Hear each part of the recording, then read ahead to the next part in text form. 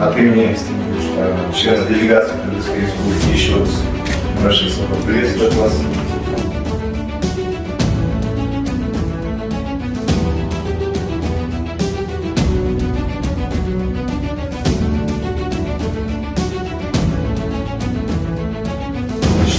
Согласно законодательству, будет санкционировано, проводится через суд в рамках уголовного дела.